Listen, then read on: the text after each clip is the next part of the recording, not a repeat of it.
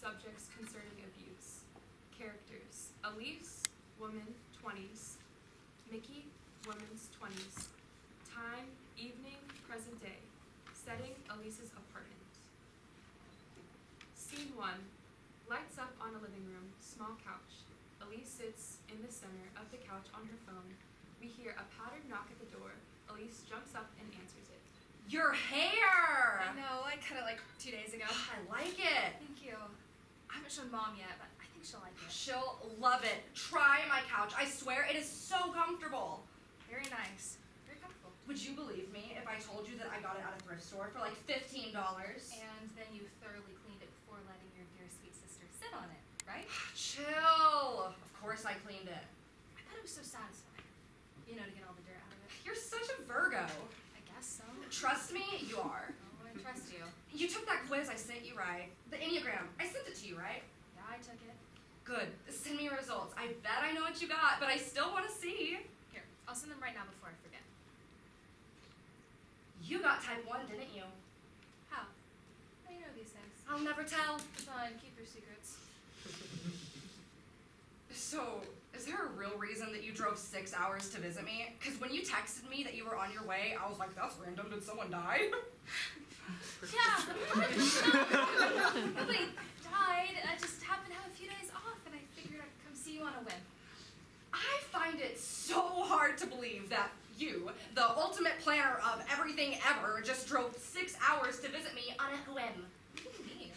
You're just not a spontaneous person. What? I'm spontaneous. I can do spontaneous things. Name one spontaneous thing you've done. Uh-huh, you got nothing. Hold on, you put me on the spot. It's okay. You can admit that you've never taken a risk. I take risks. Okay, then name one. I will let you know when I think of one. Uh-huh, sure. You got nothing. Rude.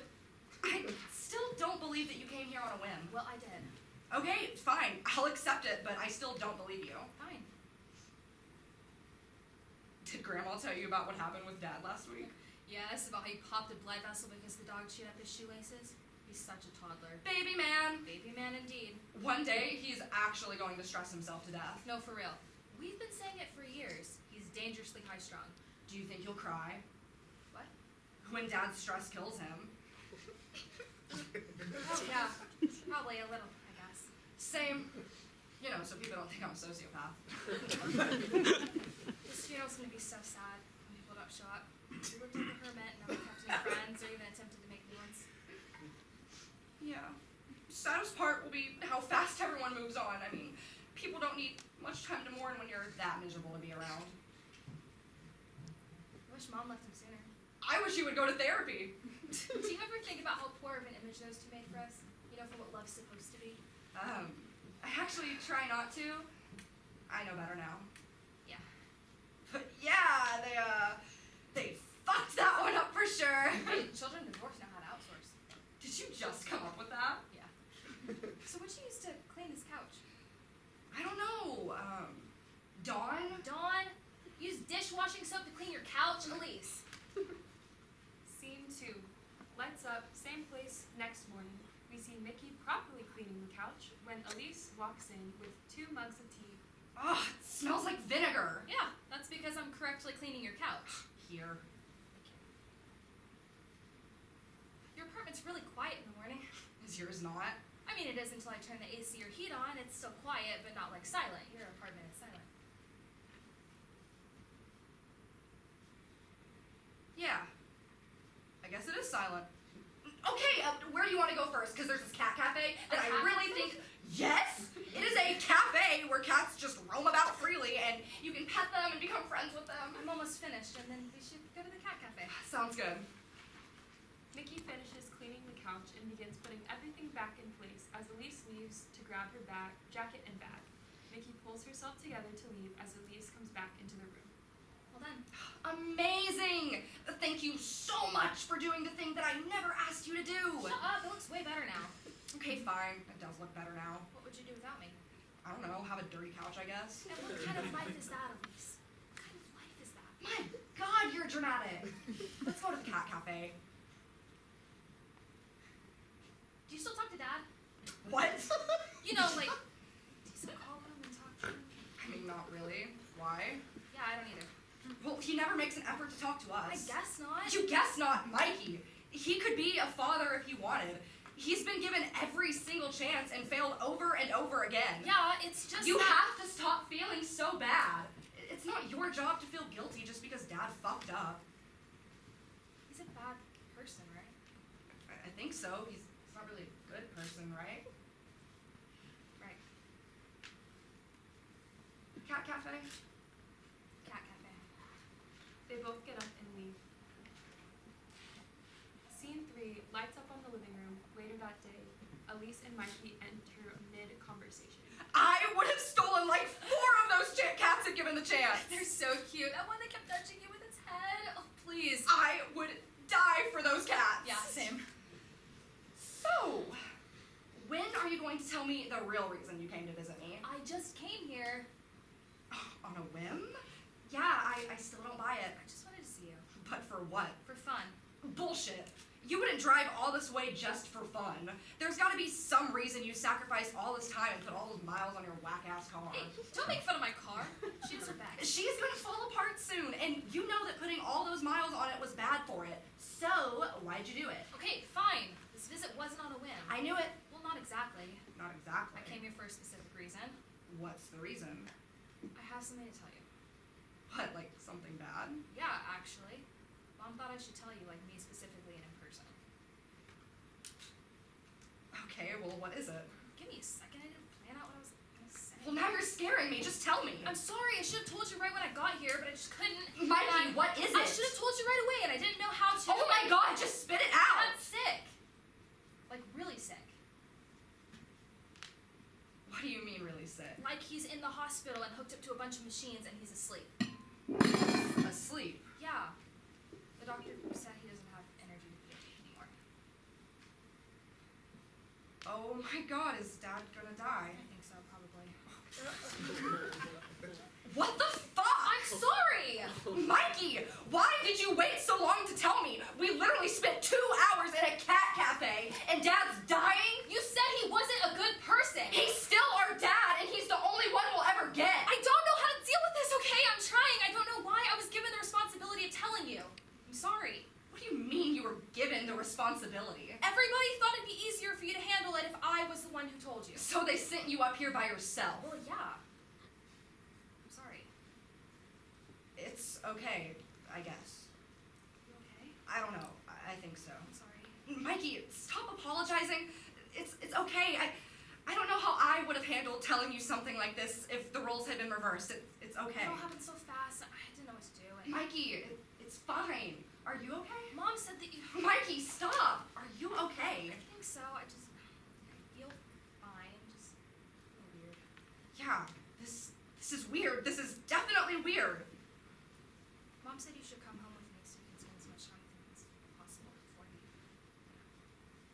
Yeah, okay, I'll come back with you. Guess that's that. They should not have sent you by yourself. It's fine. No, it's really not. That's such a cruel thing to do. Hey, your dad is dying. Why don't you go tell your sister, and then the two of you can deal with it on your own? I mean, we've kind of dealt with everything else on our own. Which is not the way it's supposed to Well, be. it's the way it's always been. I'm assuming you want to stay with me at my place until it's over. Hold on. Why do you think they do this to us? Mom and Dad, they always do this. Something bad happens, and instead of being there for us, they just push us together and expect us to be there for each other. I don't know. I guess they just... They just what? They just don't want to do their job and be parents? Mom should have driven here to tell me, or at least had the decency to call me. But no, she just unloaded the responsibility onto you and sent you on your way. She's dealing with Dad's family and everything. Mikey, they've been divorced for years. She doesn't have to deal with this family. She's avoiding responsibility. Think about it. What is this? Are we mad at Mom now? Aren't you? Well, now I don't know. Confusing me. Think about it. Dad spends our entire childhood not being a parent, and now he's in the hospital dying. And we're just expected to drop everything and give him all the attention he never gave us just because the man's dying. It's a pretty extreme situation. So is growing up. Why are we talking about this? Do you remember when you graduated high school? What? When you graduated high school, we all went out to eat after the ceremony? You wanted seafood, but Dad made us go to a sports bar because he didn't want to miss the game. Yes, I remember. You worked your ass off to graduate, and you were so excited that day when you put your cap and gown on, and then we found out there was a game that day. Of course, Dad couldn't miss the game, so he watched it on his phone during the entire ceremony. And then he made you go to a restaurant on your graduation day where he could watch the game on the screen behind you. Do you remember? Yes, I remember, Elyse. Do you remember how much you cried when we got home? It doesn't matter. He had to watch his game. He had to watch it live because sports are meant to be live. Meanwhile, you were hitting a milestone and he didn't care. You were graduating high school live in front of him and he didn't give a shit. None of that matters now. It does matter. He did that on your 16th birthday as well. Remember that? Yes, I remember. Why does it matter? He didn't care. He never did. I like to believe that he did at some point. Do we really need to waste our time saying goodbye to him? Waste our time? You're the one that said he's our dad. He's the only one we'll ever get. Yeah, fuck that. We should have been given a better one. Okay, well, we weren't. I'm not going back with you. What? You have to. No, actually, I don't. You can't just not say goodbye to Dad. I'm an adult. I can make my own decisions. Well, you're gonna regret this one. I don't think I will. I know you will. I know you, and I know that if you don't come back with me to at least say goodbye, you'll wake up in a cold sweat one night when you're like 40. You'll regret this. Regret what exactly? That man had his chance to be a father and he blew it. I am not obligated to be there with him during his final breaths. Please, do you hear yourself? What? Do you hear how bitter you're being? How bitter I'm being. Mikey, you're the one who drove up here and spent a day and a half neglecting to tell me that our own father was in the hospital. Clearly, you don't feel the need to pay him any attention either. I was scared. I'm still in shock from all this. I don't know how to handle it. I figured I would see you and feel better. I figured you, of all people, would make me feel less alone in this. You are not alone in this, okay? I'm right here, but for once you have to understand that we owe nothing to that man. You always do this. It's not your fault. You've just always looked for the good in people. You always give them the benefit of the doubt. But there is no good in that man, at least not anymore. You don't owe him anything. You don't owe him anything. And in fact, don't even go back there. Just stay here until he dies. Stay here with me until he dies, then go back. Live your life. I don't think I could just live my life without saying a proper goodbye. Why not? Why are you so forgiving of him? Just because he's partially responsible for bringing us into this world doesn't mean we have to be there for him when he leaves it. I would feel too guilty. He's the one who should feel guilty. I know he neglected us. I know he wasn't like a good father, but... Wasn't a good father. Not being a good father is forgetting to show up to a soccer game or something. That man used to corner you and shout at the top of his lungs about something that happened when he was at work that day.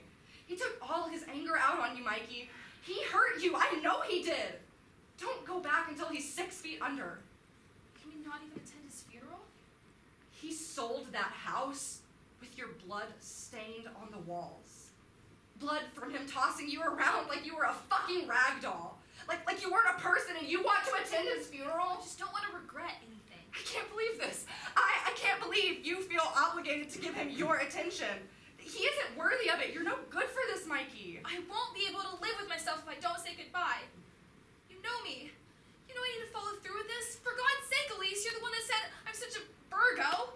This is like an item I need to check off my list. Can you please come back with me? We can do it together. Everything else. I would have curb stomped him if I wasn't half his size when he did all those things to you. It was one thing when he did them to me, but to you, when he did them to you, that hurt even more somehow. All survived. It's over. It's in the past. I tried fighting him for you, but he would toss me a room and lock it. I could hear him through the door. I could hear him yelling at you. I could hear you crying and begging for him to stop, to let go of you, but I was always stuck in a room. I couldn't get to you. I wish I could have protected you, but I was stuck in a room. It wasn't your fault. We're both just kids. I'm your older sister. I'm supposed to protect you. Is that what you're doing? By convincing me to not go back until he's 6 feet under? I don't know. Maybe subconsciously. Please. do this. We are both empathetic people with huge guilt problems, probably because of our childhood. You and I both know that if we don't deal with this, we will regret it and we will feel guilty of it for the rest of our lives. This is me protecting you. Come back with me. We'll say goodbye together, and then we'll go buy your new couch because this one's weird and tiny, and no amount of cleaning is going to make it worth keeping. And I know he's a monster, and monsters don't deserve funerals, but now he's dying. He has no power over us, and he hasn't for years. Don't you think we owe it to ourselves to finish strong?